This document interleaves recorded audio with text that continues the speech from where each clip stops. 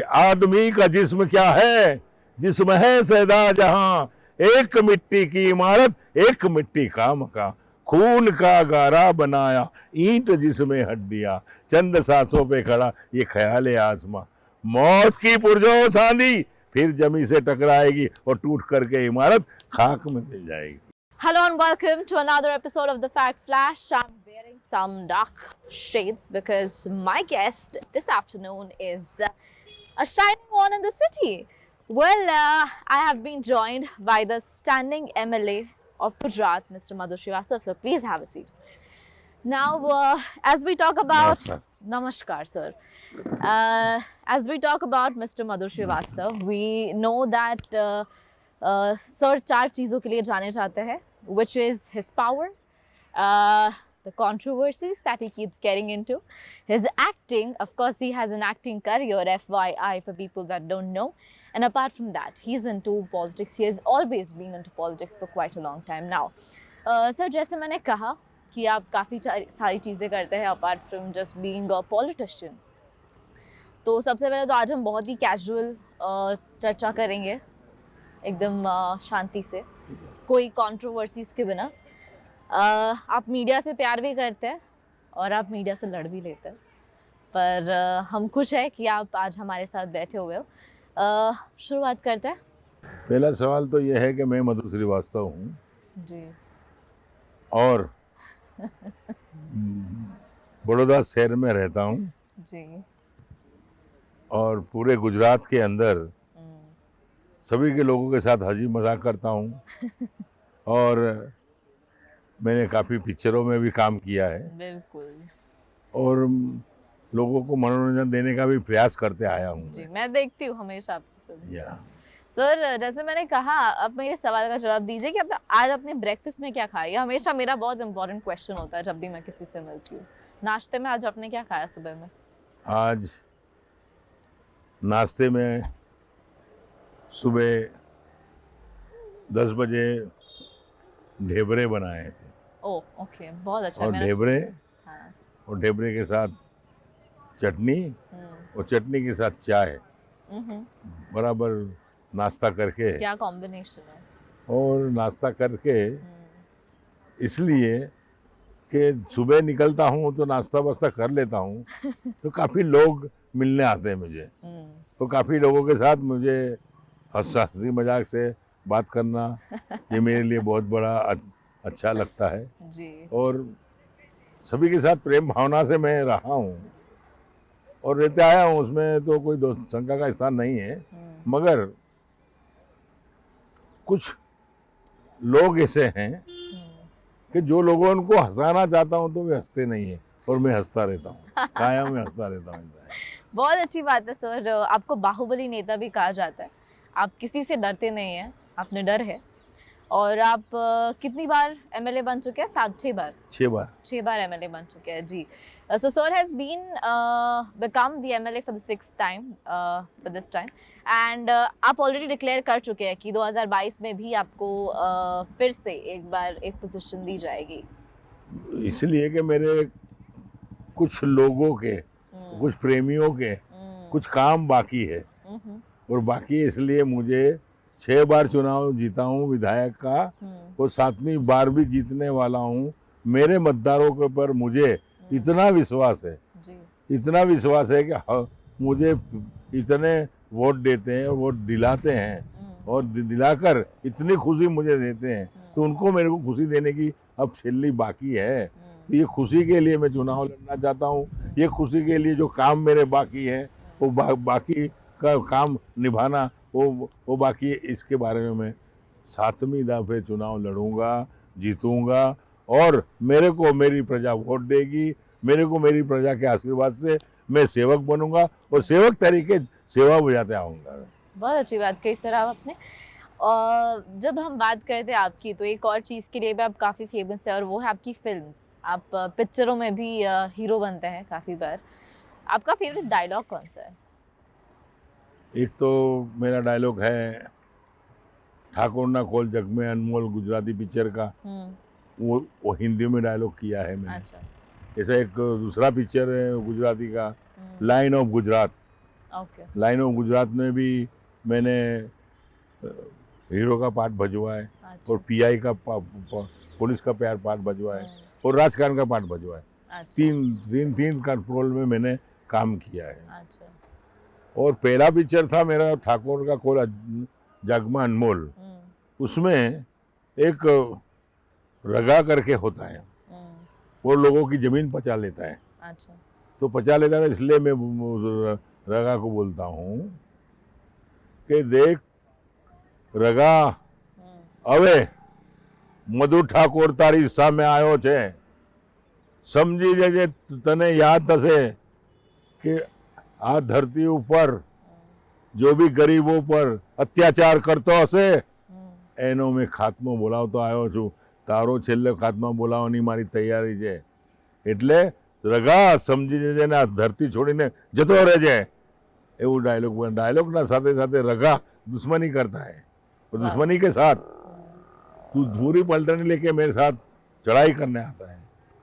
तब रगा को बोलता हूँ कि आदमी का जिस्म क्या है, जिस्म है सैदा जहां, एक मिट्टी की इमारत एक मिट्टी का मकान, खून का गारा बनाया ईंट जिसमें हड्डियां, चंद सांसों पे खड़ा ये ख्याल है आसमां, मौत की पुरजों सांदी फिर जमी से टकराएगी और टूट करके इमारत खाक में मिल जाएगी। वाह वाह सर, बहुत अच्छा।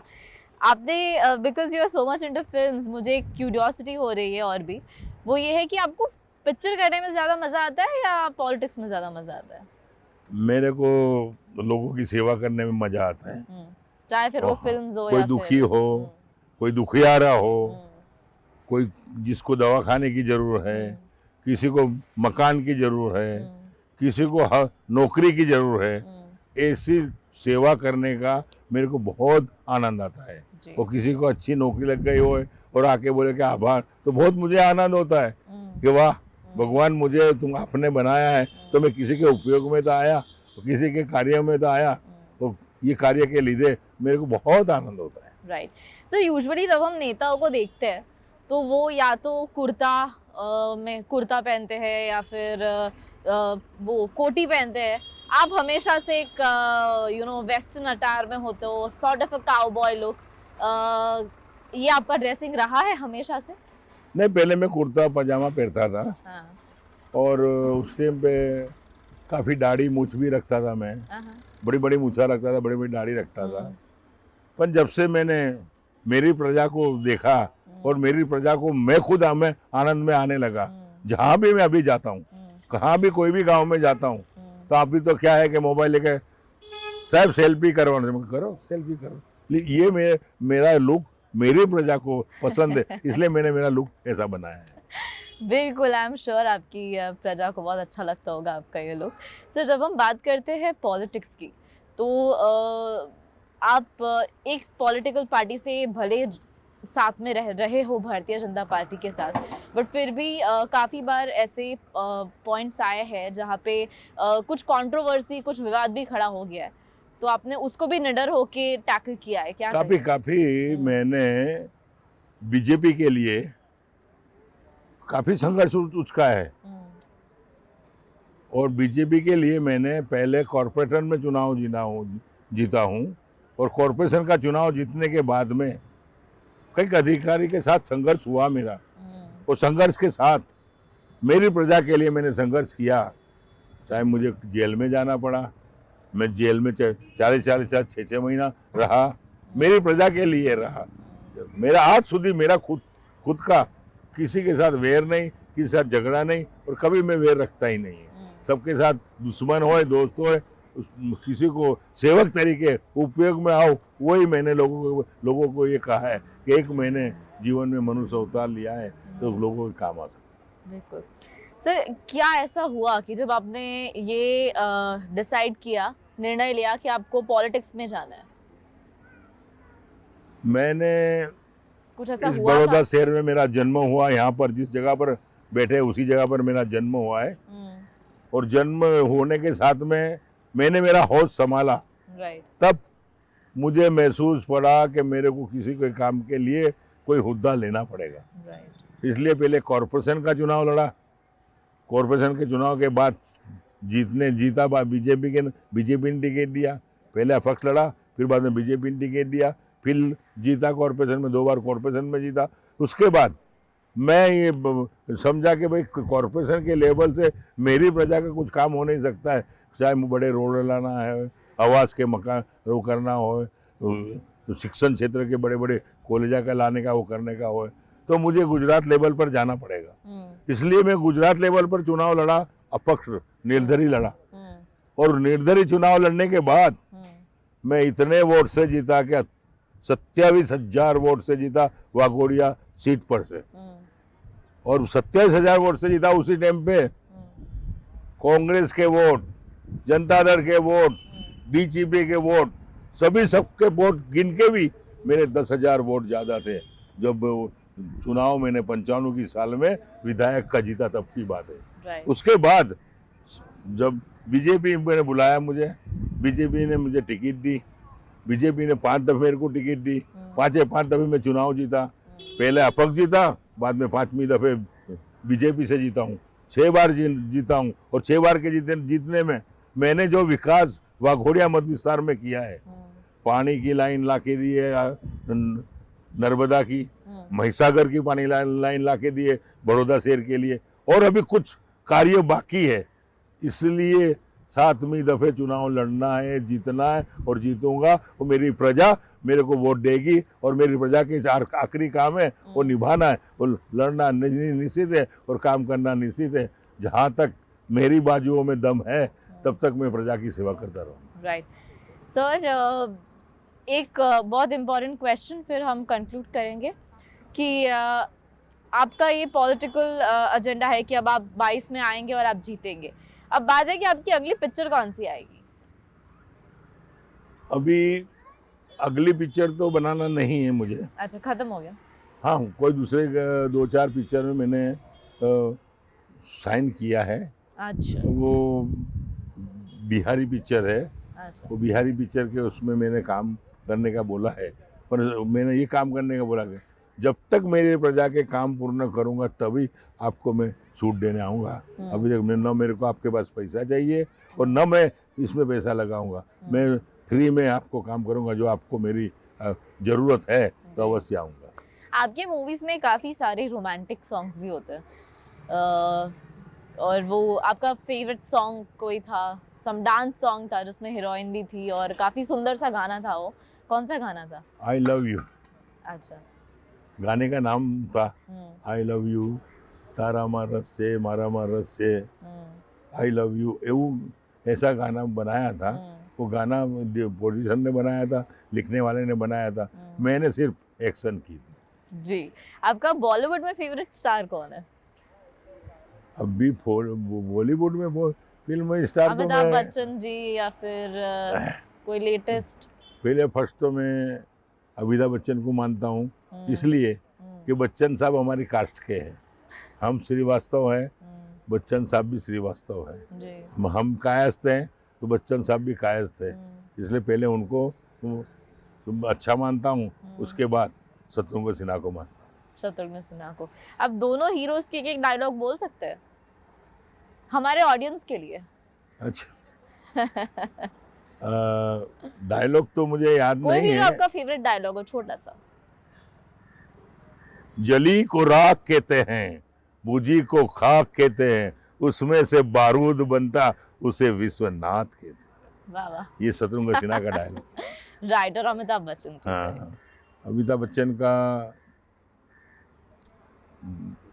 सॉरी डायलॉग नहीं आता है, पर अमिताभ बच्चन को मैं कोई भी गाना गा दीजिए। अरे हमारे अंगने में हमारे अंगने में तुम्हारा क्या काम है। बहुत अच्छा, बहुत अच्छा। Thank you so much Madhu sir कि आप हमारे साथ you joined us for the interview, और हम चाहते हैं कि ऐसे ही हम आपके साथ बातचीत करते रहे। और जी सर, एक आखिरी सवाल। जैसे सभी जानते हैं कि शहर में यहाँ पे हनुमान जी का एक मंदिर बनने वाला है जो काफ़ी बड़ा है। सुरसागर के बाद I think this is going to be another one, जिसमें आपका एक बहुत ही बड़ा योगदान है, कह सकते हैं, यू कंट्रीब्यूटिंग इनटू इट। तो क्या कहेंगे, ये भी आपका सपना रहा है? ये एक सपना ये है मेरा कि मेरी जन्मभूमि वाड़ी एरिया है, और जन्मभूमि में जब तक मैं जिंदा हूँ, मेरी सांस में सांस है, तब तक कुछ ऐसा करके जाना चाहता हूँ कि इस बड़ौदा शहर में वाड़ी एरिया के अंदर बजरंग बली का ऐसा मंदिर बनाना चाहता हूँ कि बड़ौदा शहर में कहीं ना हो और यहाँ वाड़ी में हो। ऐसा बजरंग बली का मंदिर बना रहा हूँ, जो 125 फुट ऊंची बिल्डिंग बन रही है। जी। अभी 30 फुट बाकी है। Okay okay. 30 फुट के ऊपर पूरे स्टील के बजरंग बली, अच्छा। प्योर स्टील, एक नंबर का स्टील, जो 35 फुट की मूर्ति है बजरंग बली की, वो ऊपर लगेगी। तो ऊपर लगेगी और दोनों बाजू लिफ्ट लगी है। अच्छा। लिफ्ट में 25 आदमी बैठेगा, ऊपर जाएगा, 25 आदमी नीचे जाएगा। ये मेरी भावना है। ये भावना के आधार पे बजरंग बली का मुझ पे आशीर्वाद है। मैं पिछले 35 साल से बजरंग बली का भगत हूँ, बजरंग बली की सेवा करते आया हूँ। दर शनिवार को मैं हनुमान चालीसा और भजन कीर्तन राम का बोलते आया हूँ। तो एक ये है, और एक दूसरी आराधना ये है कि मैं इसी माधेव तलाव में बजरंग बली के साथ ये करना चाहता हूँ कि अयोध्या में राम मंदिर बन रहा है। अयोध्या में राम मंदिर बन रहा है, और मंदिर का ढांचा भी तैयार हो गया है। टूंक समय में मंदिर भी बनने की तैयारी में है। तो मैं मेरी बहनों को, माता और पिताओं को, सभी को ट्रेन में ले जाना चाहता हूँ, और ट्रेन में सबको यहाँ से बड़ौदा से ट्रेन में यहाँ से यहाँ उनके पास सौगंध विधि कराएंगे, और सौगंध विधि करा के ये कहेंगे कि हम यहाँ ये बजरंग बली के स्थान से अयोध्या जा रहे हैं। तो अयोध्या जा रहे तो अयोध्या से हम सरयू नदी का पानी भी लाएंगे और अयोध्या की मिट्टी भी लाएंगे, और यहाँ बजरंग बली के चरणों में रखेंगे कि जैसे राम के भक्त बजरंग बली यहाँ बन रहे हैं, जैसे राम जन्मभूमि वहाँ बन रही है। तो ये करना चाहता हूँ, ये मेरी भावना है और करूँगा। बहुत अच्छी बात कही सर आपने। और एक और आखिरी सवाल कि जब हम अयोध्या की बात कर रहे हैं तो प्रधानमंत्री नरेंद्र मोदी जी को आप क्या मैसेज देना चाहोगे इस वक्त हमारे थ्रू? हम पहले यहाँ से जाएंगे, तब यहाँ ट्रेन नक्की होगी, और होने के पहले हम हमारे प्रधानमंत्री के पास मंजूरी मांगेंगे कि हमको आप आशीर्वाद दीजिए।